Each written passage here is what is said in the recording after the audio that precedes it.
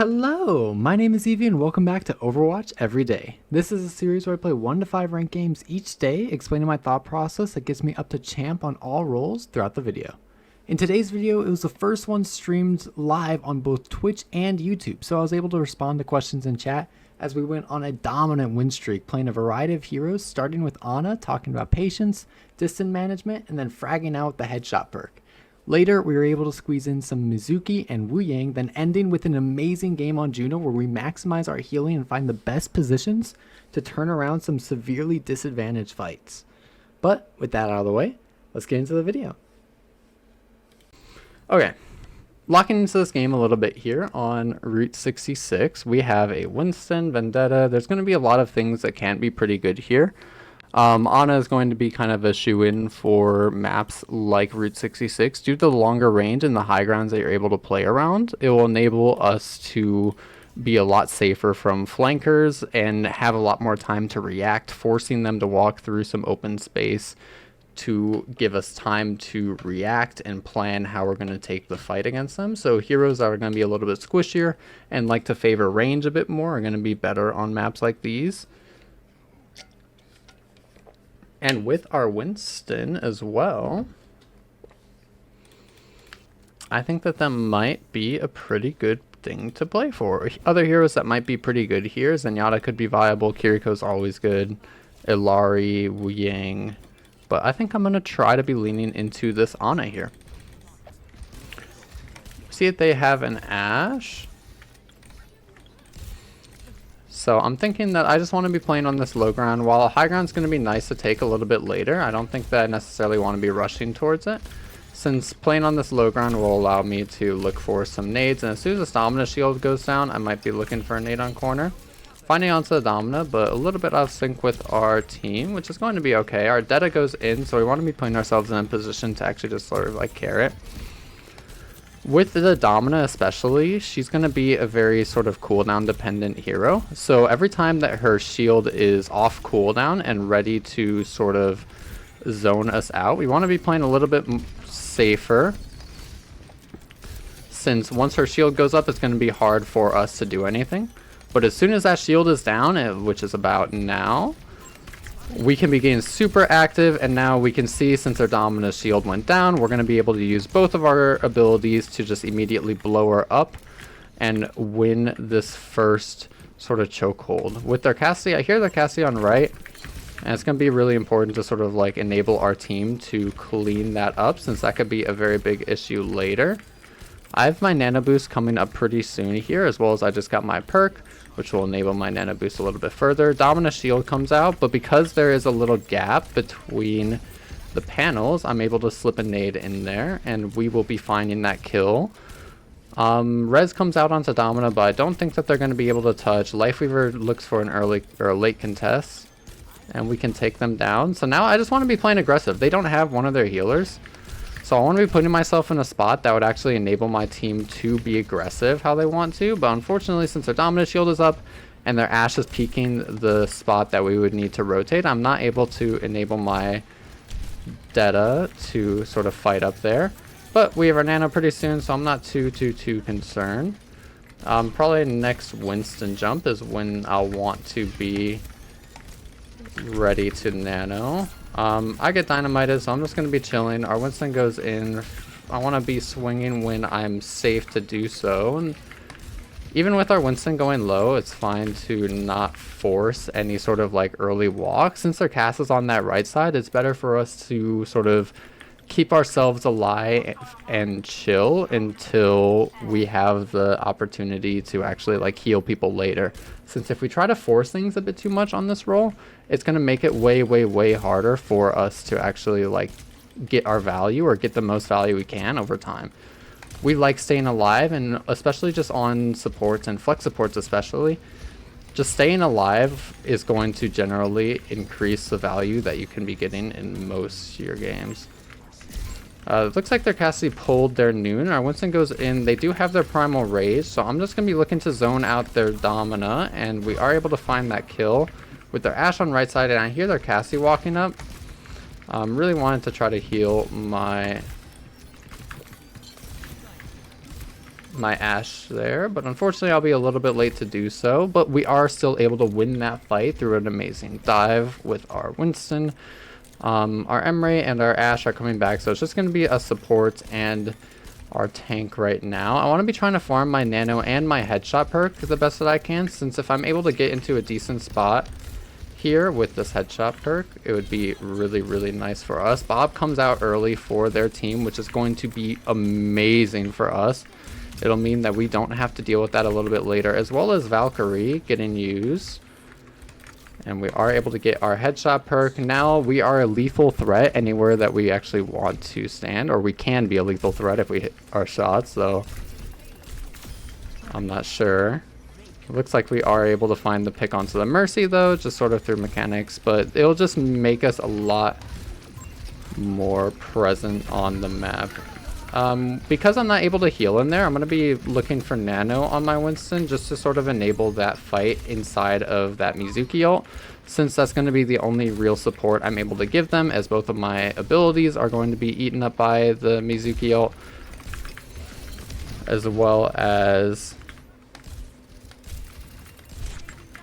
all of like the potential healing and shots I'd want to be putting into them. So unfortunately, you'll be losing that fight. Very a-okay. We're coming 50% onto our nano. We are going to have our primal rage as well as our Bob soon. They have their domino ult.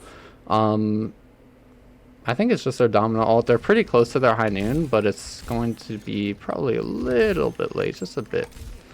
I don't really want to drop because my Sojourn's on this right side. I'm going to let my Juno heal up our Ashe on that bottom left, and I'm just going to be making sure that our Sojourn is able and ready to sort of play the game. As our Winston goes in, I'm going to chuck a nade to try to enable their primal, and we are able to assist with the kill onto the Mizuki. With our Winston falling 1 HP, we want to just be healing that up, not only just to heal the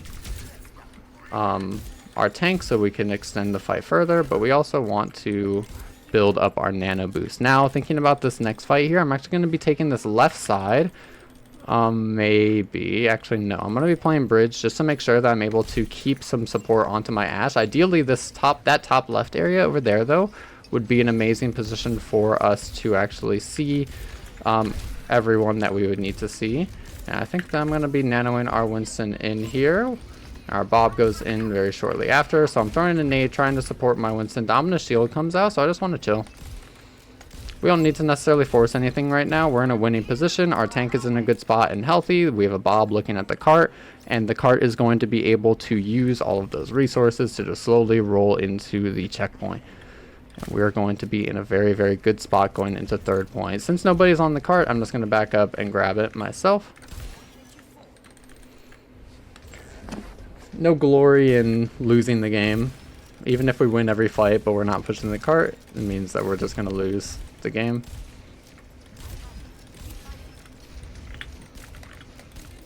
So, thinking about this next fight, we do have our Ray. They're going to be having their Bob fairly soon, which is something that we might need to care.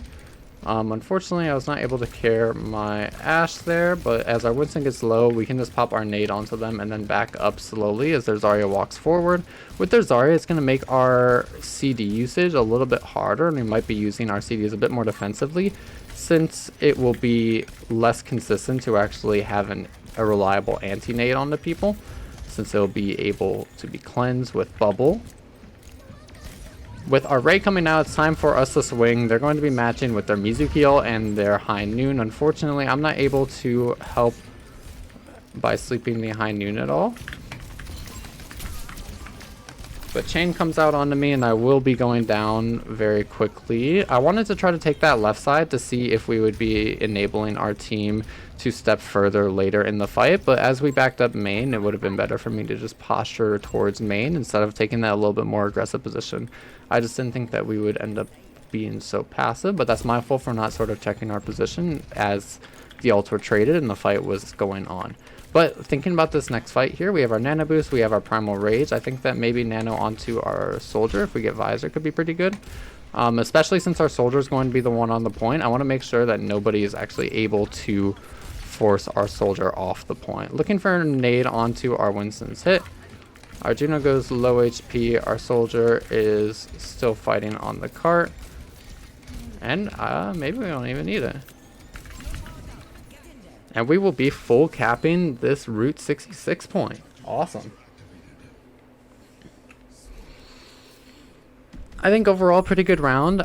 We maybe could have won second point a little bit easier if I took that left side anyways and just sort of hoped that my Ashe walked up into the my LOS later in the fight. But I think that playing it safe and making sure that I was able to keep everyone who I needed to keep in my LOS could be good. Just going for that left side play would have been a lot more aggressive, and there would have been a higher chance that I would need to fight like a sort of 1v1, which I would be comfortable with, especially once I had my headshot perk online. There's a very high chance of that I could probably win that. But I think that playing main and just making sure that everybody's alive would definitely be a fine way to play as well. Third point, I just needed to make sure that I'm keeping my teammates' positioning in mind, and then I'd be able to posture properly for that mid fight instead of going for that aggressive rotate top left. If I was paying more attention to my team, then it probably would have enabled us to actually live longer. Taking a quick look at chat here. How do you determine when it's good to ADS as Ana? I feel like I don't grasp that concept really well. Main thing that I usually think about when in terms of ADSing, when I am not being pressured, when I am when I don't need to have good movement. So if there's nobody really looking at me, and there's no sort of threat of a bullet walking or flying towards my skull, is when I want to be leaning towards ADS, or if I don't need to move anywhere quickly. But as soon as I need to be moving somewhere quickly, or I need to be harder to hit, is going to be when I want to lean away from my ADSs. Since the movement penalty while you're ADS is going to make it really, really difficult to actually dodge any shots or throw off people's crosshairs or position, or just general aim. But since there's nobody looking at me right now, just ADSing is going to make it really, really consistent to just heal who I need to heal and hit all of the shots that I need to hit. Since not only does ADSing decrease your FOV, which will make the targets you're looking at just bigger straight up on your screen, but also your healing bullets are larger when you're healing on Ana while you're ADS. Basically, as long as somebody's in your little triangle, the little triangle around your crosshair, it's going to be a pretty reliable healing shot.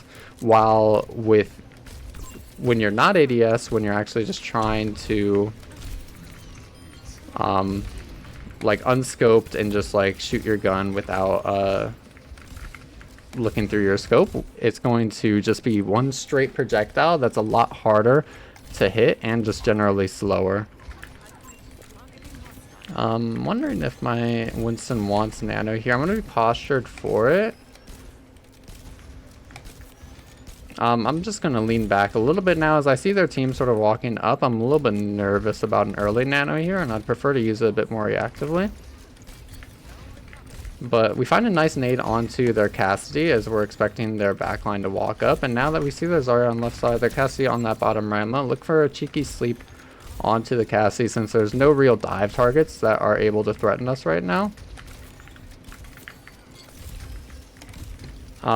So I can be using my sleep pretty freely. Now we have to be retaking some space. I think that I am going to nano my Winston here as the Cassie is looking at them, as well as the Zarya was about to turn and peel.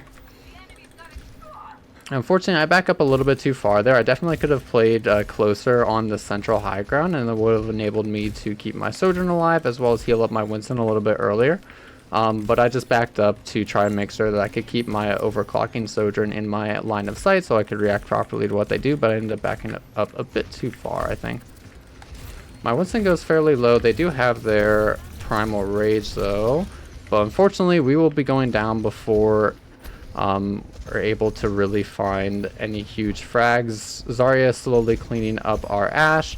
Zenyatta falling very low HP, but we'll be getting healed up by their pylon, and we will be taking a step back on this fight. Our Winston remains inside their team, so we're going to try to get to this left side as soon as we can to carry them.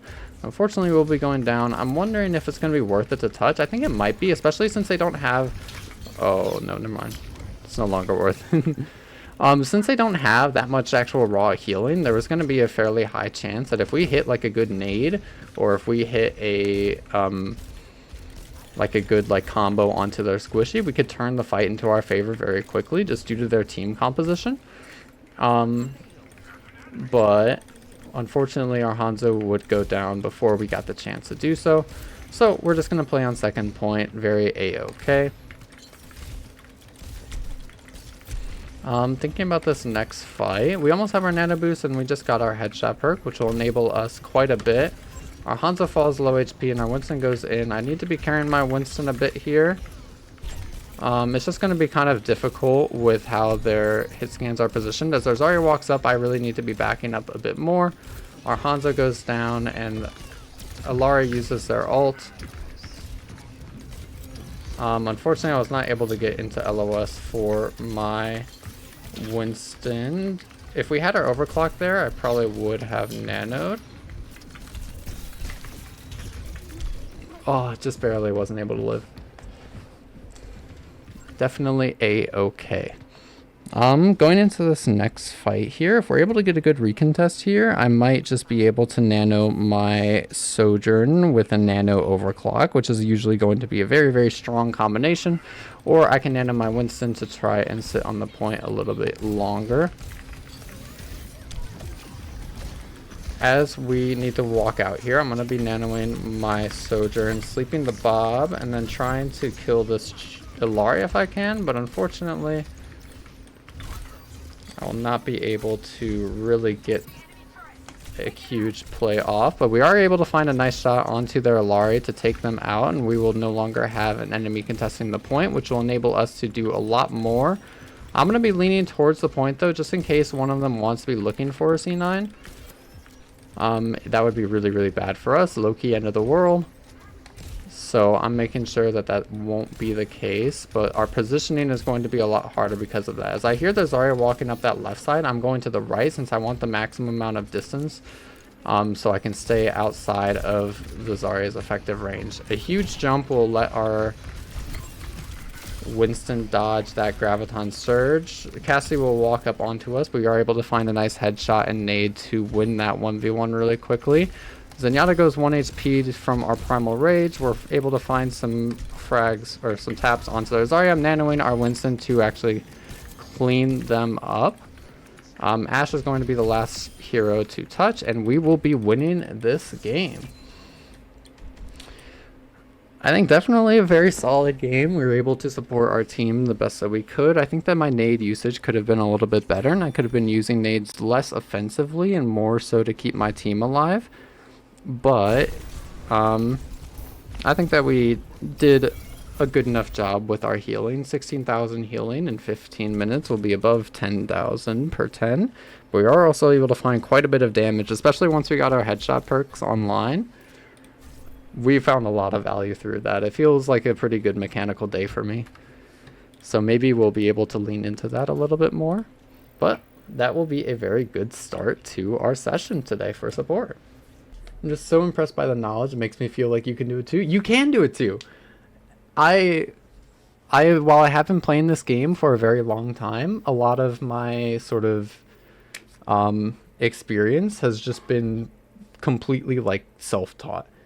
I have had coaching in the past and I have coaches now, but basically everything is a lot of like my current mindset is just completely shaped from my own experiences and gameplay and understanding of the games. While I have heard a lot of different opinions and takes on how to approach games, it's important, even if like I say something, please disagree. Like if it doesn't feel right to you, or if you're trying to apply a concept that I talk about in these videos or anything, and it doesn't feel good, it doesn't feel productive, or it doesn't make sense to you as a player, don't do it. that is definitely a-okay, because I think one of the most important aspects, especially as you get through higher ranks, or get into higher ranks, is your decision making needs to be fast. You need to play to what you know, like the best that you can. And a lot of the time, I think that people trying to implement like others' ideas and sort of understandings of the games, while it can be good to test things out and feel out ideas or concepts, it's good to try things. But when you're trying to super win, you need to play to your own understanding. You need to do what feels right to you. And then if it fails, if whatever feels right to you fails, that's when you go into a VOD and go, okay, why are things going wrong? What's wrong with my understanding or my execution that's making me lose games? So like overall, any educational YouTuber or whatnot in this game, even if they found success using their own methods, it's really important for the individual to know what works for them. What is my honor relative aim sense? My honor relative aim sense is just whatever the default is. I don't change scope senses much.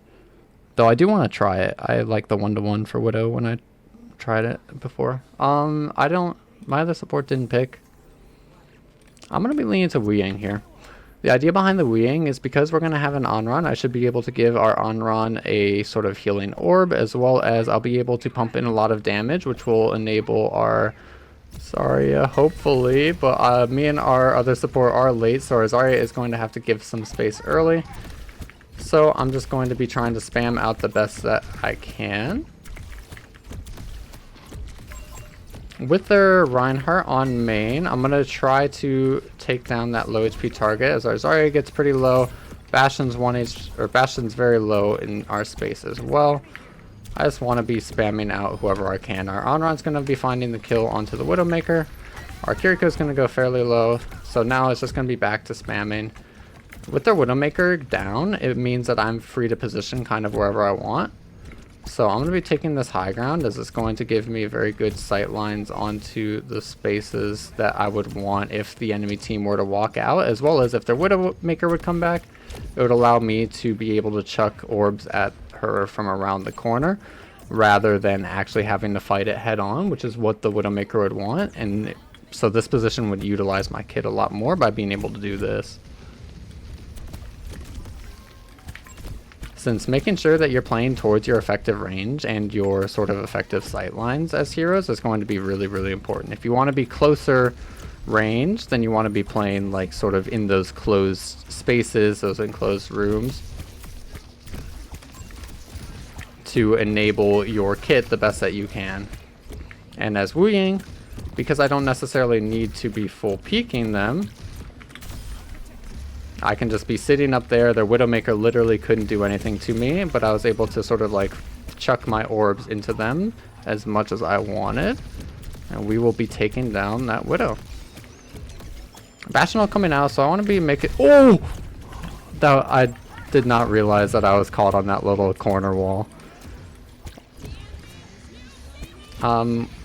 Alariel's going to whiff onto us, trying to hit us, but we are able to back up far enough.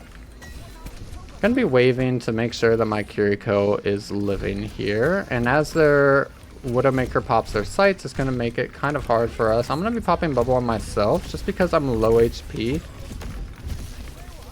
And trying to get pressure onto their backline, but unfortunately I'm going to be a little bit slow in popping my shift, but we are still able to find the kill onto the Winston and the Mizuki.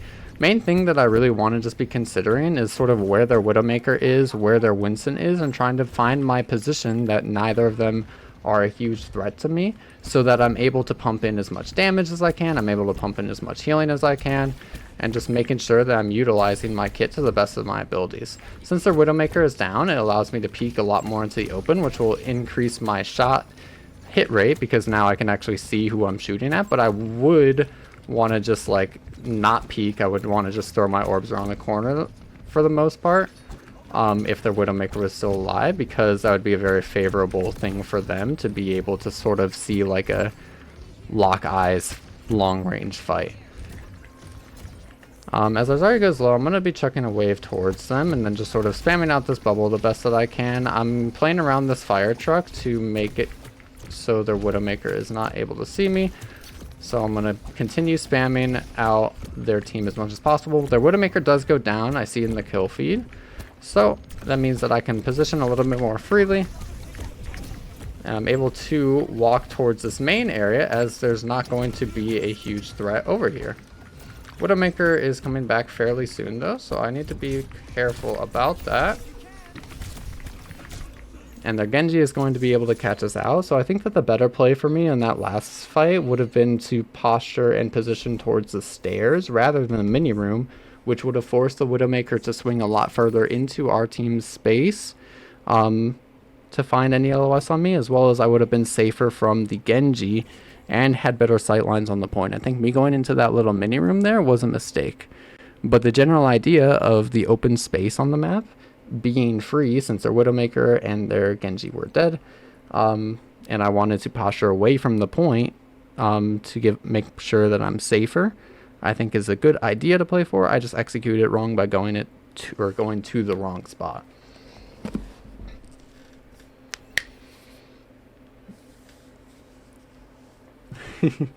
Thank you for the bit. I love Wuyang. Wuyang's really fun. I think Wuyang's one of the most fun supports for me. Thinking about our support, or thinking about our attack here. Wuyang definitely could be another good support to play. Especially with this sort of double hit scan comp, where our Emre wants to be playing at these longer ranges and playing a lot more for their big poke value, as well as our Hanzo is going to do their same, and our Zarya is going to be able to enable that a lot in the early fight by playing to sort of slowly build up charge and poke to build up their lethality. And then once our Zarya has like high charge and they're able to sort of like fight closer ranges with that high charge, then they're going to be able to walk up. But until then, we can sort of be enabling our Zarya by poking them out a lot. But since they're speccing into the Sigma and the Bastion, it's going to mean that it's a little bit harder for us to get some of our poke in, as their Sig Shield is going to be a fairly big deterrent and is able to sort of eat up a lot of our damage. So us as Wuyang need to be thinking it's really important if we can break the Sigma shield and enable our DPS players. Oh, they jumped over my wave. Enable our DPS players to shoot the actual targets that they want to shoot more rather than the shield. It can be very, very good for our team. So don't be afraid to shoot the shield, as it's going to be enabling your team quite a bit over the long run. I'm going to be using my shift here to get into a slightly better position. As their Bastion uses form, I just want to be careful of this Genji since I'm low HP. I'm not able to get my supportive orb onto our Vendetta, unfortunately, but as our team is fighting main, it's going to be really hard for us to keep people up, so I'm going to be looking for an off angle here, just trying to poke out whoever I can. As their Genji walks in, that might be something to try to do. I could try to bait somebody in and self bubble myself. If their Genji dashes onto me, that might be something to consider. But I will Ajax, unfortunately. Damn. I think that's the first Ajax on the series. I think that the idea could have been good if I executed a little bit better and if I saved my wave to keep my HP a bit higher, or if I played slower. It could have been a good idea. We are able to find the kill onto the Genji, who overextended a bit onto us. The Illari is walking up as well as their Wuyang with their Sigma shield going down. I think that I am going to swap shortly after. We do have our Kitsune Rush, which is going to enable us to actually brawl a lot more onto their team. But with their Bastion form, that's going to be something really, really important to consider, since even with a Kitsune Rush, it can be very scary very, very quickly due to the Bastion form just doing so much damage. It's going to make it very difficult for us to walk. But our team plays it phenomenally and chills while we wait out the Bastion form. Grav coming out very shortly after. So I'm going to be throwing my orbs below their Sigma hands to make sure that I'm able to get the splash damage onto the Grav. And we will be winning this game. Ending 11-2, 5,000 damage and 5,000 healing. Very balanced, as all things should be. I think that will be a fairly good game. Our team struggled a little bit on attack there, and I think that maybe swapping to a different hero could have been very fine, but I think that maybe since they had so much frontline pressure, instead of trying to win through their front line, I could have been taking angles a little bit earlier, like that left side play. It would have baited their Genji off of our team, as well as potentially I would have been able to poke out their Bastion before we would kind of like fall over and blow up to it. But I think overall, pretty good game. Got our Wuyang game in as well. Alright, locking into our next game a little bit here. We have a Doomfist Echo and a Vendetta. Very interesting combination of heroes. Maybe a Kiriko is very strong. We do already have a Kiriko as well, so heroes like a Lucio might not be bad. Brigitte would be pretty solid. Mizuki would be pretty good, I think. But they went Alari. Is this enough healing? Okay, now that we're on Kiri, I think that would definitely be enough healing.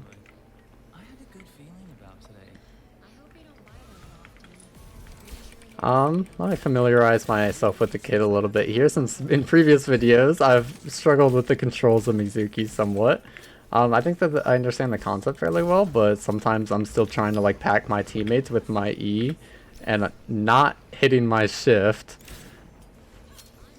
Because there are a lot of times I want to just get the initial dash of my shift and then I hit shift again to return it, or I hit shift to try to cancel it, but it ends up just like taking me back to wherever I was. They have a Roadhog and a Kiriko. Unfortunately, I cannot see my Doomfist yet, but I am going to be looking for a chain. Not finding it onto the Juno yet. But we are able to keep our Kiriko alive. I can step up and look for a chain here, just making sure that I'm careful of their hook. Chain finding onto the Roadhog, but as they find the hook onto my Onion, we are going to be on the back foot for this fight. So, with that Reaper on high ground, I want to see if I can get any chains inside of my team's LOS. So we find a chain onto the Roadhog again, but unfortunately we're not going to have that much follow-up. So we just want to be back in here, making sure we're really careful of this Roadhog hook coming on this right side. And just spamming out as much as we possibly can. As our Doomfist is looking to get active here, I want to be looking for an early chain and then a TP back to try to take some pressure off of my Doomfist. But unfortunately, we will go down in the process, getting hit a few too many times by their Cassidy. And potentially a swap is in order, but I think that Mizuki can work here. Especially against their Reaper. If their Reaper ever TPs in, we're going to be able to have that sort of chain to sort of shut them down fairly well. With Juno and Roadhog on that high ground, I'm just going to throw my chain onto the Roadhog. Probably not the best chain. I could have saved it for a squishy. Throwing my hats onto our Doomfist to try to keep them alive. Chain onto the Juno, which will enable us to maybe find a kill later, but as they pop their Kitsune Rush, it's going to mean that we just need to be backing up. Our Doomfist on that right side, but he's going to find that kill onto the Kiriko. He can trade in the process. I'm going to do a little bit of parkour to try to get to... I'm stuck. Okay. I think that maybe I'll go for an aggressive play and then swap here.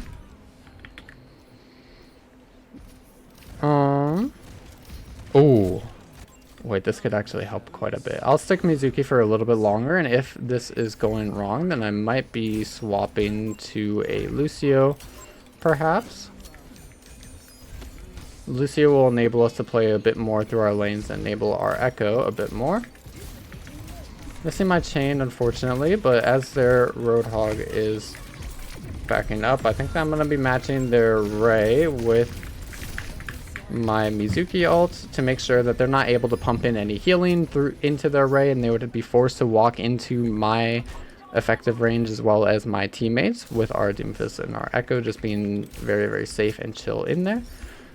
So now thinking about this next fight, we don't have too many ultimates on the board yet. We're coming close on our Doomfist ult, which is something to take note of and make sure that I am not like turbo inting for our Doomfist, but they are not going to get their ult in time, unfortunately. But we trade out the Reaper. Roadhog very low on this left side, but I'm not hitting the shots that I really need to onto him. Finding a kill, or finding damage onto their Cassidy, but not quite able to get the kill. It's going to feel very, very rough for us, and I think that it's maybe time to swap. I'm not finding the value that I really need to out of the Mizuki here, though they are down someone. I think that I really think it can work. I really think it can work. I just need to be finding better chains onto their Kiriko and their Cass and Reaper. I just need to not be baited by their Roadhog. Our Doomfist goes in here. And with Roadhog sort of walking, I wanted to see if I could chain them just to enable my Doomfist, and since it would be a while before we could actually get into effective range for their backline. The Reaper's still inside of our space, something very, very important to know as they walk forward a bit more. I think that my team is going to have that covered though, so I'm just going to continue pushing the cart and try to extend this push. If we're able to get the checkpoint, it's going to put us in a really, really good spot due to the respawn timers. I think I will be playing low ground here instead of high ground, especially since our soldiers on that left side. I want to be in range to care them, as well as I want to see if I can chain anyone who wants to maybe touch the cart. We are going to be able to get the checkpoint, which is going to be pretty good for us.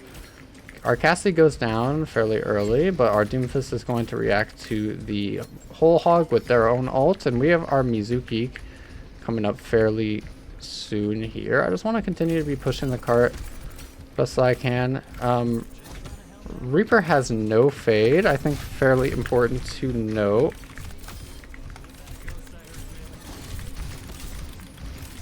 Our Kiriko is going to take that hook for us, and I don't have any healing left or any hats left to sort of keep them alive, but we are going to be able to get a ton of damage by poking out that sort of corner and letting our M1s bounce. I don't know what they're actually called.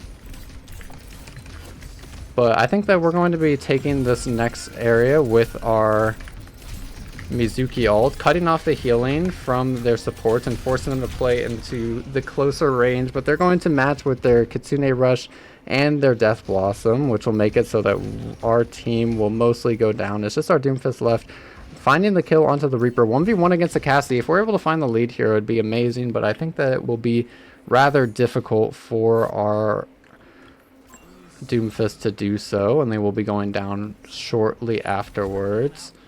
I did it again. I recall when I meant to cancel. Now a little bit worried about getting early hooked by their Roadhogs. So our team really needs to be staying alive here.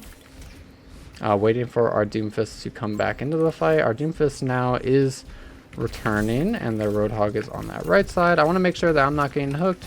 Let my Doomfist sort of take the aggro for me, and now I can be looking to get aggro myself. Going in with my shift, and then Kitsune Rush comes out for our team, which will enable us to continue and stay in despite us already using our shift to get into that position. I think that the Reaper is still lurking somewhere within our space, so I'm going to just keep an eye out and making sure that I'm ready to chain. Reaper is out now, and I think that we will be taking this lead.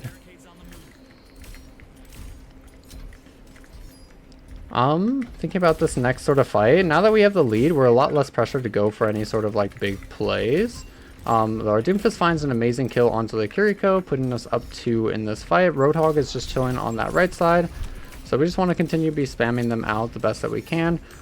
Now that our Kiriko and Doomfist are sitting on the cart, I just want to be chilling. Roadhog might be pathing to behind us, but that will not be the case. They are finding the hook onto our Cassidy, which will be putting us in a kind of rough spot. As their Roadhog continues to walk forwards, I'm just going to be chilling the best that I can. Our teammates are falling low on that left side, and I think that I'm going to be flipping inwards now that we have the chance to do so.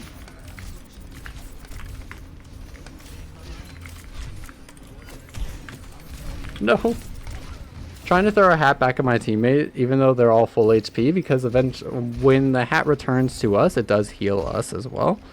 So using it as a sort of self-sustain device would be what I was going for there. But unfortunately, I was not able to get my second hat off, and their team was pushing up a little bit too fast for me to handle. But we will be holding this point anyways. Really unfortunate that they had a lever fairly early. I think that they were doing quite well as a team. But these things happen. Sometimes they're going to have the levers, sometimes we're going to have the levers.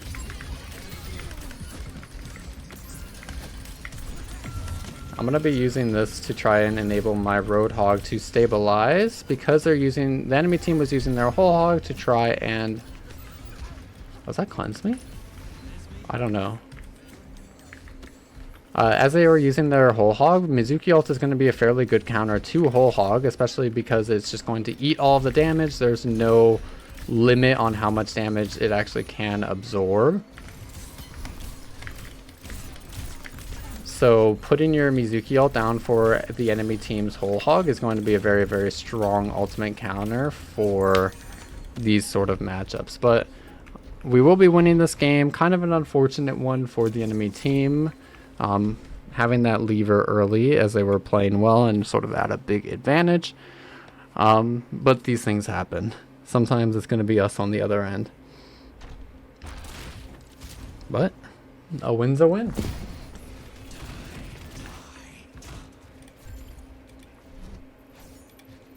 That will be putting us at Diamond 1, 94%, just barely off of Masters, unfortunately. But hopefully we're going to be able to find it in this next game. Taking a look at chat here. Hey, I came from your YouTube videos. They've been quite educational and helpful in my rank journey. Love how patient and non-tilt you are. Awesome. I'm glad that they've been helpful. I try my best not to tilt. I think most of the time, if I ever get tilted, it's just at myself.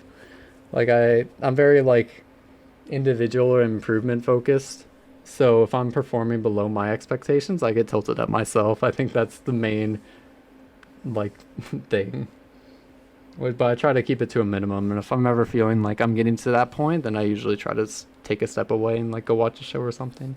Thank you for the follow, D Funky, Nutty Left Itchy, Titchy, and X Raider. Thank you for the follow. I appreciate it. Let me scroll up a little bit. There's so many chat messages. Yo, thank you for the sub, Atox. I appreciate it.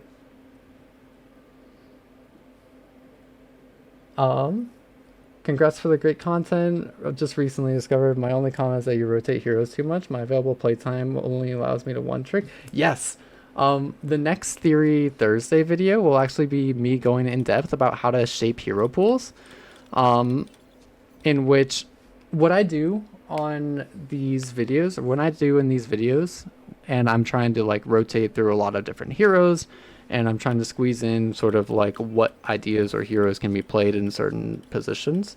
I try to go through all of the different heroes in the game because I want to sort of show everyone what their heroes might look like, or my approach to like their heroes or their one tricks. But if you want to be genuinely good at this game and you want to really, really improve quickly, I wholeheartedly recommend having a pool of like 1 to 3 heroes. Until like if once you're comfortable and happy with how you're performing on your 1 to 3 heroes, look to sort of expand. But trying to like stay really dedicated to a smaller hero pool will help out a bunch with a ton of aspects of the game, understanding sort of like the fundamentals of the game, as well as understanding your own approach and identifying what kind of plays you find the most success with, and the plays that you are able to execute with your own skill set the best. Sticking to 1 to 5 heroes is going to be really, really, really strong. Yo, thank you for the sub, Katie, or Party Key. Thank you, bro. I appreciate it. But while I do rotate through a lot of heroes in this series, I strongly recommend that people do not try to imitate what I do here. I only do it for the purpose of, because I've gone through a lot of these heroes. I have a bunch of accounts because I like to see how high I can get on like each hero or each sort of sub role, whatnot. But I strongly recommend that people keep a limited hero pool for their own improvements until, like, I don't want to put like a requirement on it or like any sort of rank requirement. But once you feel like you have a good, solid understanding of what you're doing, why you're winning, and how a lot of like core aspects of the game like sort of work in your head, is when I'd recommend sort of expanding your hero pool. But until then, I think that keeping a smaller hero pool is really beneficial to improving. But in the end, do whatever's most fun for you. Overwatch is a game in the end. Most players are not trying to go pro. They're not trying to push the tippity top. So do what's fun for you. If you like playing a bunch of heroes, play a bunch of heroes. I think for the fastest way that people can improve, though, it's probably going to be like 1 to 3 tricking.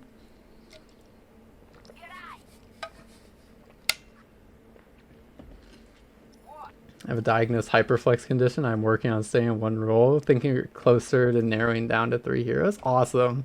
Great. That's great to hear. Thinking about this next game, though, Kiriko being banned is actually going to make this choice fairly difficult. With our Zenyatta, I think that we're going to be leaning into a Juno direction. The idea behind the Juno is that we're going to need something to be able to keep up our Junker Queen in the mid fights, as well as our brawlier DPS who want to be fighting at closer ranges. But Kiriko would also allow us to sort of enable flanks. But unfortunately, since Kiriko is not enabled, Juno might be the best because it will allow us to still help with a lot of sort of flanks and off angles while still healing up our Junker Queen a lot. But we just need to be utilizing our speed boost ring the best that we can. Reloading, unfortunately, I had to shift my attention to our Zenyatta a bit. And I think that our Junker Queen is going to be a little bit too hard for me to care at the moment because their Wuyang was taking an angle onto us, and it would have meant that if we left it if we left it ignored, we probably would have gone down pretty shortly after that Wuyang took the angle. So I had to shift my attention away from the Junker Queen to make sure that me and my Zenyatta were able to stay alive the best that I could. And fortunately, my Junker Queen was able to proc their axe pretty early and get a lot of their self-healing, so that we didn't necessarily need to heal them, and we had the opportunity to actually turn around and deal with that Wuyang flank.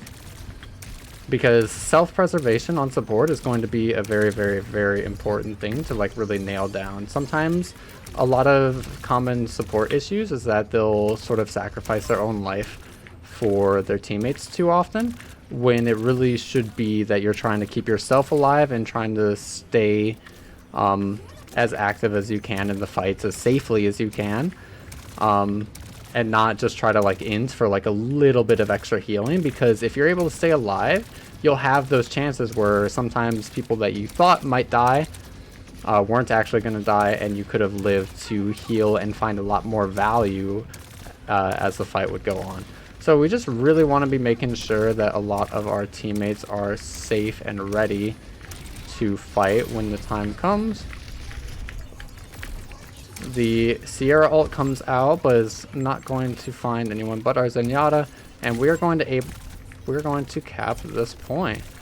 This is a really risky and greedy rotation, but I was thinking that I'd be able to do it if I got inside of our Junker Queen's shout range, as well as if I took the longer rotation through this left side. I feared that it might be a little bit too much to... I low-key might ult this. Oh, that was a really bad ult. I did not consider nade. So we just put ourselves in a really bad spot ulticon-wise, because now we don't have either of our support ults for this next fight while they just use their grab. So Juno sort of looks at us. I was going to try to dodge to the best of my ability, but they are able to hit the virus as we try to walk towards the mini. But we will be going down shortly after. I think that that Ray, with us not considering the Ana nade onto our Junker Queen, is going to actually set us back a decent bit. Since if I was able to walk into this fight here, we could potentially use our Ray to win this point, but I think that won't be the case. Their Sombra is going to be consistently getting onto me and our Zenyatta, as we are a very squishy backline, so I need to be very careful with my positioning and not taking too much damage early, because if I take any sort of early damage, it's going to be a trigger for their Sombra to sort of step onto our backline and blow me and our Zenyatta up. So I need to make sure that I'm very, very, very careful and conservative with my HP so that I'm ready to fight off the Sombra when the time comes. So I don't want to be peeking that much. That's actually the wrong perk to pick. I should have gotten the triple jump.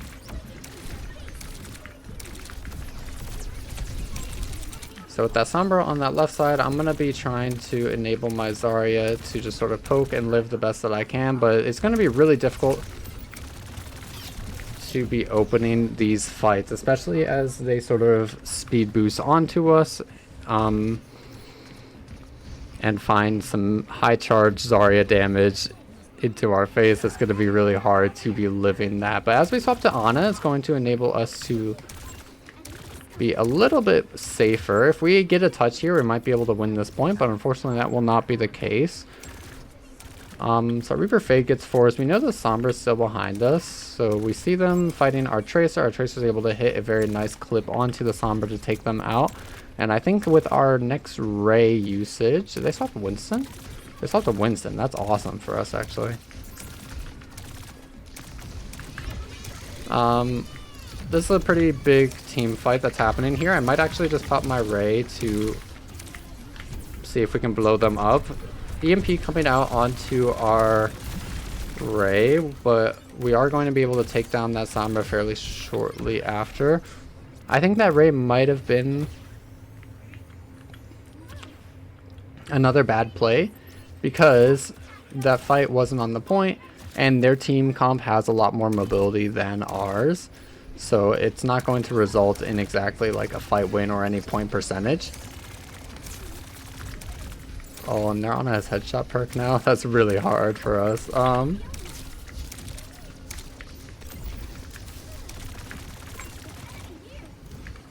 We want to be trying to keep up our teammates the best that we can, but I think that we might be wanting to swap to Brig fairly soon.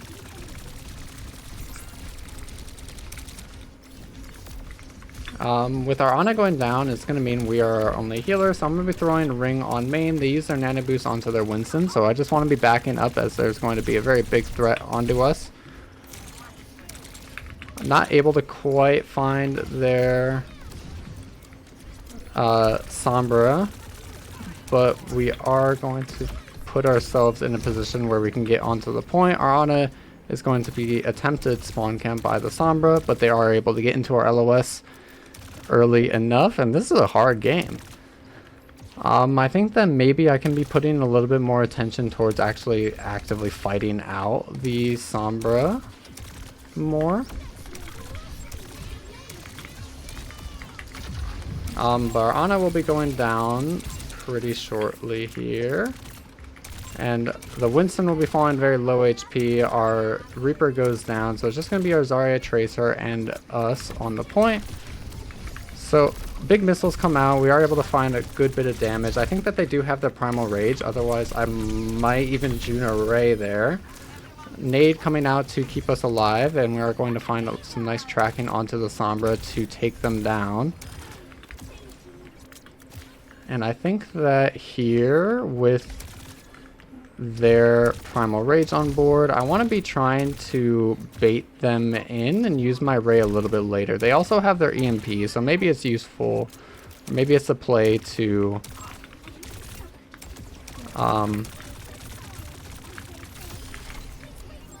maybe it would be a better play to use it early, but since their Sombra goes down due to our spy checking, we are going to be safe in saving our Ray. I think that saving our Ray here is going to be very, very big, so we can take the next point easily. As our Sombra's back, I'm going to pop it, and we get it off just in time. I was really scared that they would get the touch with that EMP, so I think better safe than sorry, since that EMP definitely could have actually turned this fight really sour for us fairly quickly. Oh, I did not know their spawn room was right there. I definitely got caught off guard. But I think that will still be a-okay. We don't have our Ray for their next fight, but they don't have their EMP either. Or their Primal, I think. So I think that very fair trade. We'll still be in a pretty strong position. And we will be moving on to this next point. My Zarya is pretty far up. I'm not able to get there in time, but we do get the point contest. So I'm just going to be trying to live and enable our team to stall the best that I can. Shooting out the turret, since it's going to be a very big issue for my Tracer later. Huge missiles onto their team, but as their Ana finds some decent LOS onto us, we need to be backing. Zarya gets nanoed, so I want to be just trying to keep up my teammates the best that I can. Finding more missiles. Unfortunately, I was not able to get them onto our Tracer in time, but our Zarya is back in this fight, and we have our Graviton Surge and our Nano Boost very soon. So I'm going to be throwing my ring at my Zarya. They want to be walking right side, which is a-okay. Need to be very careful of my peaks here, because peeking into the Sierra and the Ana is going to be fairly scary. Want to be dodging this Illari the best that I can to make sure that the sun doesn't explode onto me. And with that Zarya on right side, I think that maybe I can just be looking for a ring on the point. And then some missiles here. As their Torb wants to be walking onto us though, we need to be really careful with our positioning. And then even though our team is getting super active on the front line, we just need to be backing up and ready to kite into our support's LOS or into our Ana's LOS. Who is going to help us with the nano. I don't know how necessary it was, but that is a-okay. I understand why they would want to and why they were scared to do so. So I have my Ray here, and our team wants to be fighting this very close area. Zenyatta on this left is going to mean that we really need to be careful. Zenyatta falling 1 HP. I think I'm going to Ray, since their Zarya is in a very committed spot, as well as our Zarya is very low. We're going to be able to flip that bad spot for us on its head with just a push of a button. As their Sierra is very close, I just want to be cleaning that up, and we will be winning that game. Finding a bunch of value through our M1s on Juno, and then living as long as we can. Ending 17-3, only 3 deaths across that entire time, with our constantly being harassed by the Sombra, and we do end up getting play of the game as well. Oh, this is our kind of bad Ray. But we found a bunch of value here. And then I die. And I think that'll be a fairly good game. I think that the main thing that we were able to sort of utilize and find a bunch of value with was making sure that we were positioning ourselves in a way that would keep us alive the longest that we could. And that will be enough to take us up to Masters 5. Wow, winning trend still, 33%. Our Juno is in gold, but that's okay. I think that will be a very, very good game for our support. How many have we played today for our support? Was it 4? 1, 2, 3, 4? Yeah, okay. And I think that will be a good place to stop our support session for today. So if I'm making this into a video later, for my video YouTube audience, thank you guys so much for watching. I'll see you next time. Bang.